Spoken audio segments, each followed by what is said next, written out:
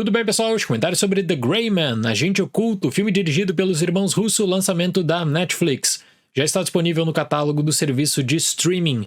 Temos aqui uma adaptação da obra base homônima, escrita por Mark Greaney, lançada em 2009, que já despertava a atenção da indústria do cinema pelo menos desde 2011. Naquele ano, o James Gray foi anunciado como diretor, mais tarde o projeto acabou sendo cancelado e a Sony acabou discutindo uma nova versão que seria estrelada pela Charlize Theron.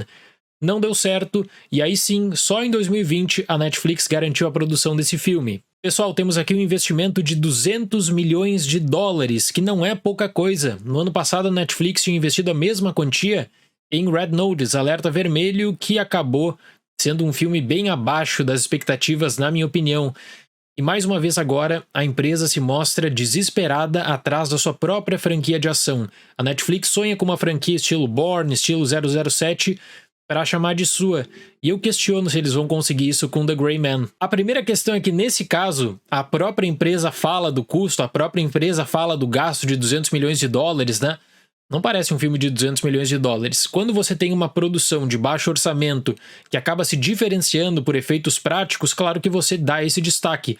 Agora, quando você tem uma produção de 200 milhões de dólares, você espera, por exemplo, por um complemento gráfico de alto nível.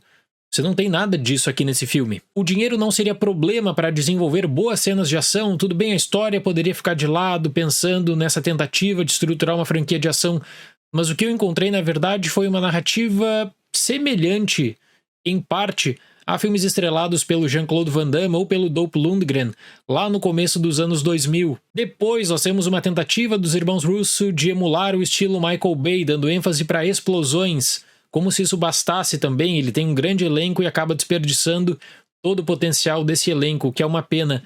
Para efeito de comparação, Top Gun Maverick, um dos grandes filmes de 2022, custou 175 milhões de dólares. E até você pode começar a debater o porquê que o gasto foi tão elevado, a questão dos efeitos práticos, a questão da gravação também, do baixo uso de CGI. Nesse aqui não, quando você precisa de um efeito gráfico de qualidade, não tem. Quando você precisa de uma cena de ação mais intensa, vai encontrar na verdade muita fumaça. É um filme com problema grave de estabelecimento também, que acaba pulando de local para local. É uma grande decepção. Gentry, interpretado por Ryan Gosling, tem a reputação de ser um dos mercenários mais letais da história da CIA. Após cumprir uma missão, ele descobre graves segredos da agência e precisa contar com a ajuda de Dani, interpretada por Ana de Armas, para sobreviver após virar alvo de uma caçada comandada por Lloyd Hansen, interpretado por Chris Evans.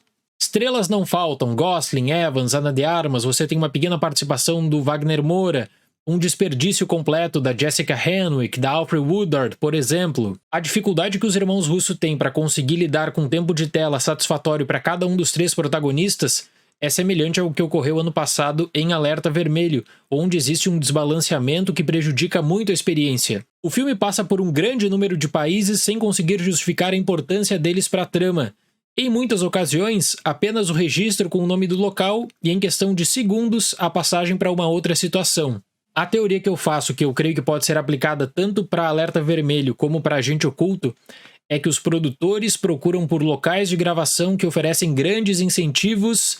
E aí, claro, a partir disso fecham as contas também, mas tipo, colocam 30 segundos de um país na tela, com uma paisagem bonita, um cenário bonito, cumpre uma cota e já vai para outro local. Não existe um bom desenvolvimento da relação espaço-tempo, a cronologia de eventos é horrorosa, e o público recebe um retalho. Eu até poderia comparar com aquela foto que viralizou recentemente, né, do retalho de queijo em formato de coração. Você tem uma carcaça em The Gray Man do que poderia ser um bom filme de ação, só que aí a produção acaba pulando de local para local sem conseguir estabelecer uma história interessante, sem conseguir dar ênfase para os seus personagens. O Gosling, em sua carreira, já foi protagonista de vários filmes com esse perfil de uma pessoa de pouca fala e competência para fugir de situações arriscadas. A Ana de Armas, por sua vez, vem crescendo bastante no gênero ação, só que o Chris Evans, nesse longa, tá mais para uma personalidade abstrata de um antagonista com uma motivação para lá de superficial. E aí talvez você pode deixar tudo que eu falei até agora em segundo plano, se a ação realmente for boa, se a ação for bem desenvolvida, se você conseguir ficar preso pela sequência de eventos, pelo tipo de formatação também, da história, o que para muitos é o que interessa no gênero. Só que aqui parece que os irmãos Russo eles acabaram fazendo uma tabelinha de todos os clichês possíveis e fizeram o máximo possível para conseguir preencher as principais colunas.